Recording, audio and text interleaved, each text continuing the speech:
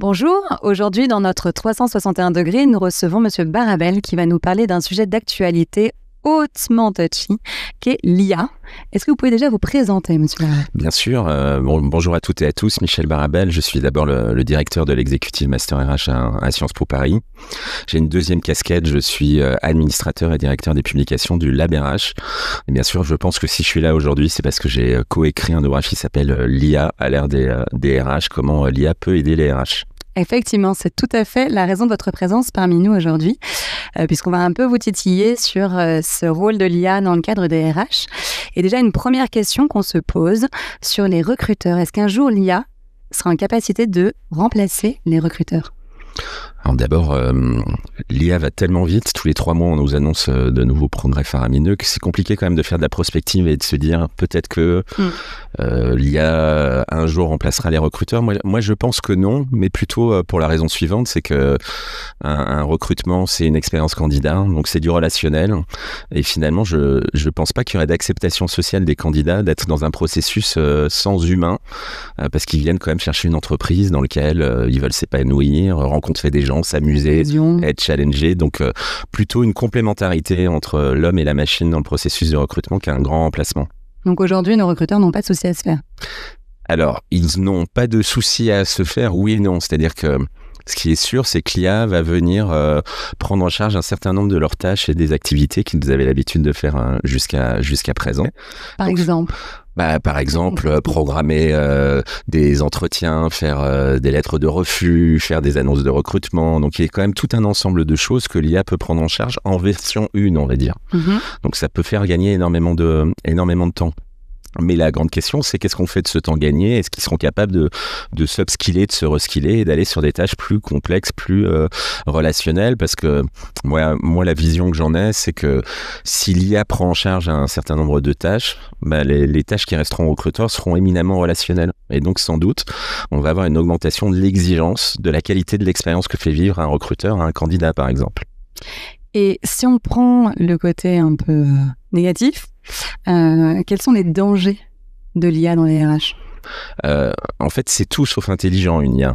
Si on s'intéresse à la façon dont fonctionnent les IA génératives, on est sur finalement un algorithme qui a été programmé par l'humain pour aller chercher dans d'immenses bases de données un certain nombre d'informations et les restituer en langage naturel ou pour pouvoir aller qualifier des compétences dans un CV pour faire une première liste de pré-recrutement ou des choses comme ça. Donc l'IA, entre guillemets, elle ne sait pas ce qu'elle fait, elle respecte des programmes qui ont été faits par les humains. Et donc, dans les grands risques, le premier, c'est que dans sa base de données, il peut y avoir plein de données erronées, des fake news. Donc, sans données de qualité, pas d'IA de qualité. Le deuxième biais, c'est le biais des programmateurs. C'est-à-dire que même dans la façon dont ils programment ces intelligences artificielles, ils y mettent tout un ensemble de biais inconscients, de représentation du monde. Et on a un grand problème dans le monde informatique, c'est que 95% des codeurs sont des hommes. Donc, c'est aussi une vision un peu genrée des choses. Le troisième, c'est que à date, l'intelligence artificielle est incapable d'expliquer ses choix. C'est-à-dire qu'en fait, l'IA fonctionne de la manière suivante. On vous dit, écoutez, j'ai regardé 76 options et celle qui est statistiquement la plus probable, c'est celle-là. Pourquoi ? Faites-moi confiance. J'ai modélisé des milliards de données. Or, en recrutement, c'est quand même compliqué de prendre une décision et par exemple de refuser un candidat sans lui expliquer pourquoi. Le quatrième aussi, c'est des questions de cybersécurité, d'accès à l'information. Potentiellement, ça reste des outils informatiques, donc ils peuvent être hackés, manipulés. Il y a des biais aussi moraux, parce qu'en fait, en IA, on a toujours tendance à exagérer les données dominantes dans la base de données initiale. Par exemple, je suis chez Amazon, je bosse en entrepôt. Dans le jeu de données que je donne initialement à mon IA pour faire du recrutement, il y a 55% d'hommes.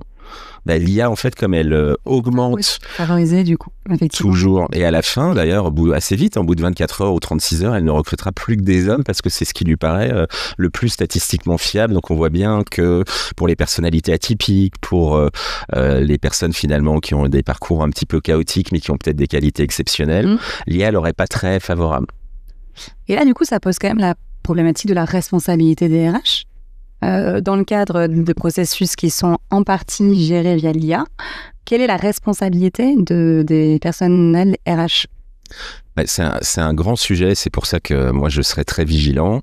En fait, je pense que les IA qui aident l'humain à prendre des décisions, qui leur simplifient la vie, qui fait une partie de leurs tâches, c'est génial.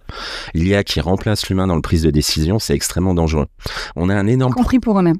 Y compris pour eux-mêmes, parce que par exemple aux États-Unis en ce moment on a un énorme procès avec Workday, que vous connaissez peut-être, qui est un système d'information RH. L'entreprise utilisatrice de Workday a été attaquée par des candidats pour discrimination. Et ce qui est en train de se jouer au niveau des cours de justice américaines, c'est qui est responsable? L'entreprise qui utilisait Workday, Workday lui-même. Workday dit que c'est pas lui, c'est l'entreprise.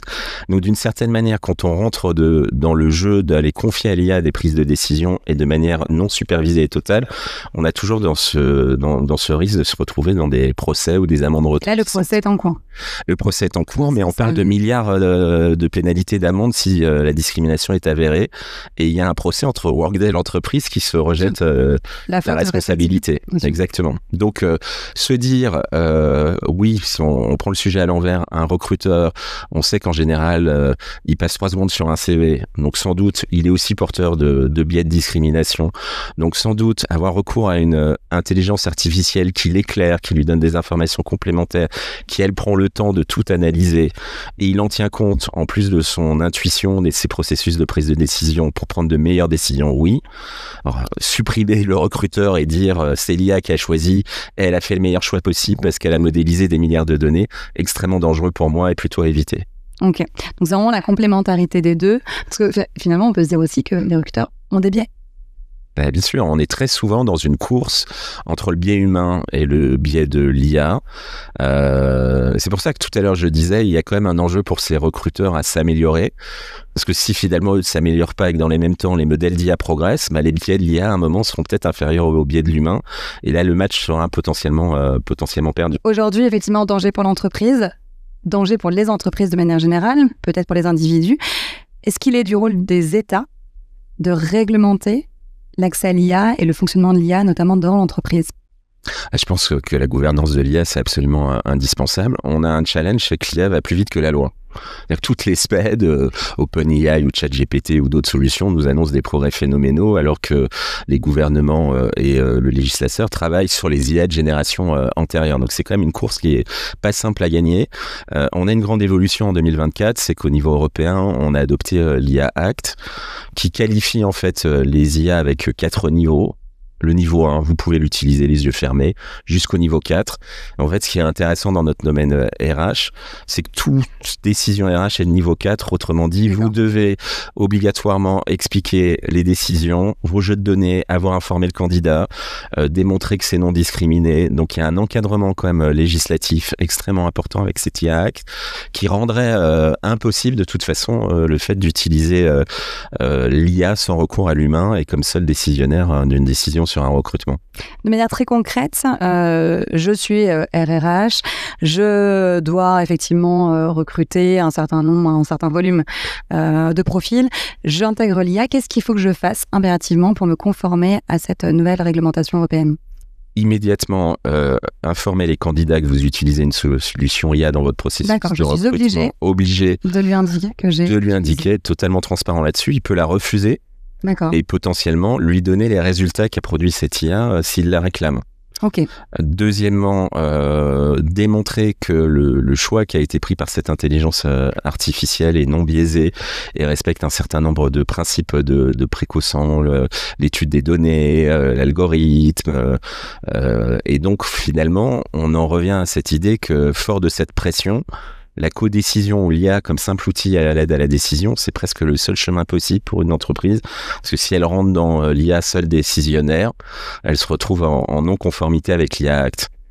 Ça, c'est important, effectivement, en termes d'encadrement. Aujourd'hui, on va aller un petit peu sur les idées reçues, les préjugés qu'on peut avoir par rapport à l'IA. Aujourd'hui, le plus gros mensonge que vous pouvez entendre, la plus grande idée reçue qui est vraiment le fake de l'IA dans les RH, c'est quoi?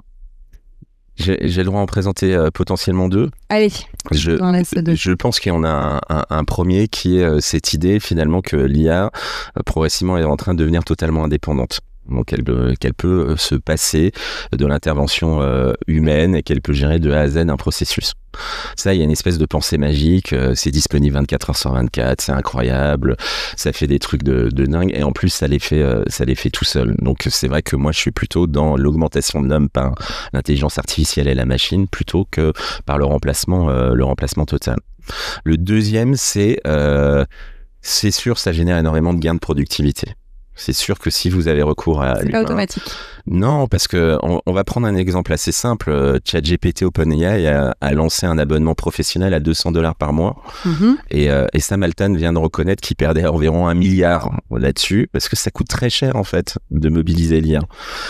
Il perd 1 milliard parce qu'il pensait que les gens le requêteraient 15 fois par mois, et en fait en moyenne ils le requêtent 100 fois par mois. Parce que chaque fois qu'on a recours à l'IA, ça génère un coût carbone, un coût énergétique, un coût financier.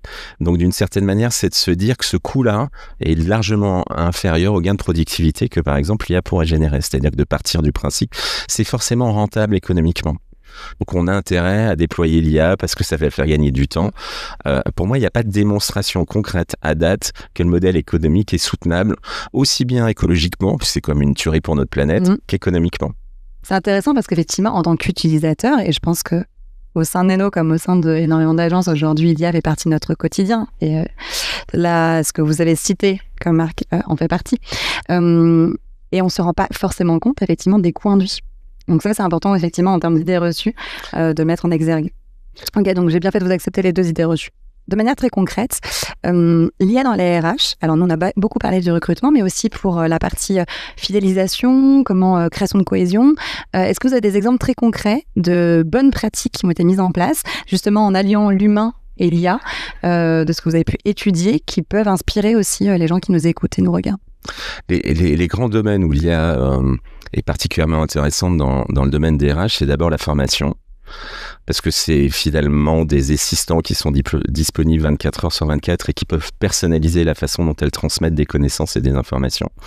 Donc on va disposer tous avec l'IA de super assistants qui peuvent nous pousser des vidéos, nous donner des conseils, nous challenger, nous apprendre des choses. Et comme c'est l'une des premières demandes aujourd'hui, je veux rejoindre des organisations dans lesquelles je grandis, je me développe, je développe mon employabilité, ma valeur s'accroît. Je pense que là, c'est un outil de fidélisation et d'attraction pour les entreprises, et de le proposer fera potentiellement la différence en termes de concurrence avec d'autres entreprises.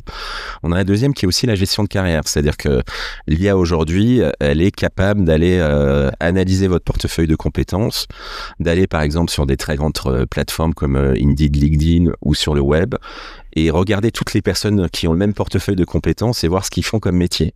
Ou de vous alerter sur une compétence rare qui est en train d'émerger, ou sur un métier qui est en train d'apparaître, et de vous dire tiens, tu devrais t'intéresser parce que tu as déjà 90% du portefeuille de compétences. Donc d'une certaine manière, ça peut nous donner des idées de choix de carrière, d'évolution, de compétences à acquérir, de métiers à aller chercher. Et ça, c'est vrai qu'il y a 5, 10, 15, 20 ans, on n'avait pas ce type d'information, et en tout cas, on l'avait pas pour tous les collaborateurs d'une organisation. En revanche, ils ne peuvent pas nous aider sur un point qui est très important, c'est la prospective métier. Puisque c'est du contenu qui n'existe pas encore. On a beaucoup aujourd'hui de mal à voir l'évolution des métiers parce qu'ils évoluent, ils sont en constante évolution la plupart. Et c'est vraiment quelque chose sur lequel, effectivement, là pour le coup, l'IA, je pense, va avoir une limite. Paradoxalement, oui et non. C'est-à-dire, oui, bien sûr, l'IA se nourrit des données du passé. Donc, par principe, elle a du mal à être très prospectiviste. Mais en même temps, elle est capable d'identifier des signaux faibles. Par exemple, de dire, tiens, je suis très étonné, dans votre métier, j'ai vu tel terme, ou telle compétence, ou telle approche, et il y a 6 mois, on n'en parlait pas, aujourd'hui, on en parle à 3%. Vous devriez vous intéresser. Donc, d'une certaine manière, elle peut permettre d'avoir des stratégies un peu émergentes. D'accord. C'est pas de la prospective à 3, 5, 10, 15 ans. Mais c'est l'analyse de signaux faibles qui est... En temps réel. Et d'ailleurs, c'est comme ça que l'IA nous a aidé à inventer le vaccin pour le Covid, d'une certaine manière. Elle n'a pas du tout su détecter la maladie, l'empêcher, mais après, elle a su très rapidement, quand on a dépassé un volume de malades importants, trouver éventuellement la façon dont on pouvait solutionner la maladie, quel type de vaccin on devait développer. Est-ce qu'il y a d'autres bonnes pratiques? Est-ce que vous en voyez d'autres, des choses que vous avez pu constater, voir? Le grand débat qu'on a en RH, c'est d'une certaine manière, il y a une RH qu'on appelle transactionnelle, et puis il y a une RH qu'on appelle plutôt relationnelle. Le transactionnel, c'est l'administration du personnel, c'est la paye, Donc c'est vrai que la grande promesse, c'est l'automatisation de tous ces processus juridiques, administratifs, sur la partie transactionnelle, pour permettre véritablement de consacrer une grande partie du temps des RH au relationnel, au stratégique, potentiellement la prospective dont on parlait tout à l'heure. Et je pense que ça, c'est une grande promesse pour la fonction RH, parce qu'on peut se le dire, l'image des RH n'est pas très bonne. Et souvent, pourquoi ? Parce qu'on dit, ouais, mais ils sont pas rigolos, ils font du contrat de travail, ils font des entretiens annuels d'évaluation, ils font de la perf, ils font du législatif. Et d'une certaine manière... Je rappelle juste que la plupart de nos clients sont des RH, donc je laisse la responsabilité de ces paroles à Monsieur Barmet. Mais ça, oui, non, mais je suis assez d'accord. C'est-à-dire que je prendrai quelques exemples. Vous verrez que les RH y voient potentiellement un intérêt, et donc aller libérer ce temps qui pour moi est pas du temps productif. Voilà, un contrat de travail, un certain nombre de règles. L'IA vous fait une V1, vous avez qu'à la regarder, l'améliorer, c'est un vrai gain. Et je peux prendre quelques exemples comme à la SNCF ou chez Safran ou chez Schneider Electric. Ils ont mis une IA dans leur intranet sur tout leur processus administratif, et ça leur permet par exemple d'aller requêter les 50 questions les plus souvent posées en administration du personnel dans leur boîte. Le collaborateur veut des questions sur ses congés, sur ses augmentations, sur sa paie, et ainsi de suite.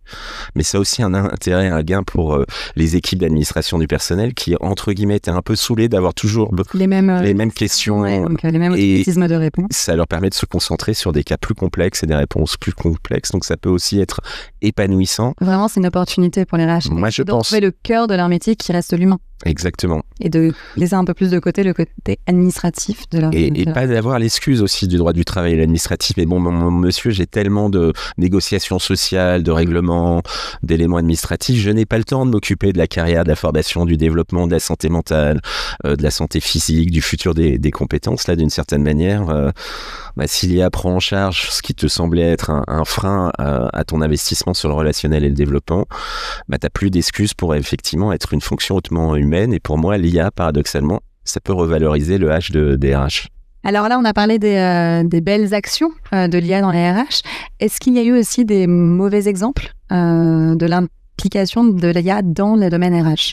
On a quand même pas mal de bad buzz. On a un certain nombre d'entreprises qui ont dû arrêter en urgence leur solution IA parce que les décisions prises par la machine étaient trop sexistes ou présentaient des résultats aberrants ou frustraient les utilisateurs. Donc c'est comme toute technologie, on est en phase quand même très adolescente de test and learn, des CRR.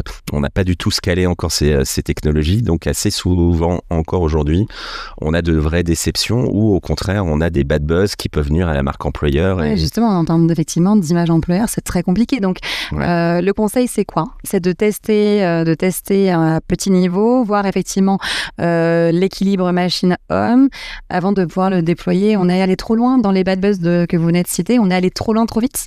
Alors les boîtes qui ont eu les bad buzz, elles sont allées trop loin, trop vite, c'est clair. Oui, vos conseils sont pour moi très pertinents. On fait pas mal de ce qu'on appelle de proof of concept, on prototype, on teste, on évalue, on fait le bilan, on décide d'amplifier, de scaler si ça produit des résultats, on arrête et on abandonne si c'est pas le cas. En amont, en fait, c'est vrai qu'on en a pas trop parlé, mais il y a quand même cette nécessité d'avoir une vraie gouvernance. Gouvernance de la donnée, approche éthique de l'usage de l'intelligence artificielle, réflexion sur les conséquences de l'intelligence artificielle sur les emplois, mais aussi sur les collaborateurs et les candidats. Donc, il faut quand même avoir très sérieusement mis un cadre éthique, moral et de gouvernance assez pratique. À l'échelle des États ? Alors, à l'échelle de l'Europe, à l'échelle des États et à l'échelle de l'entreprise. Ouais. Parce que j'imagine qu'il y a aussi peut-être des futures créations de postes de gens de vigie sur ces questions éthiques qui seraient à mettre en place dans les entreprises qui l'utilisent à grande échelle.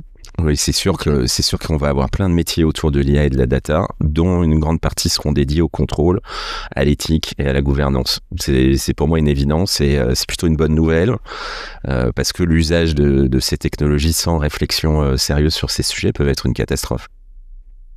Alors, on va peut-être pas finir sur cette note-là parce qu'effectivement, il y a énormément d'opportunités. On l'a vu ensemble de l'intégration de l'IA dans les RH. Il y a effectivement des dangers qui vont être régulés. Peut-être qu'il va falloir tester et puis voir effectivement ce qui fonctionne moins bien. Mais je reste quand même sur la note de la grande opportunité pour les équipes RH de pouvoir remettre l'humain au cœur de leur métier. Et je vous remercie beaucoup d'avoir apporté ce regard d'expert sur la question de l'IA, qui est toujours une question complexe, mais qui occupe beaucoup de nos conversations, tant dans la sphère professionnelle que personnelle. Donc, c'était très important qu'on puisse l'aborder sur cette question IA, rapport au travail et impact sur nos RH. Un grand merci à vous. Un grand merci à vous de nous avoir regardés et écoutés. Et je vous donne rendez-vous pour le prochain 361 degrés.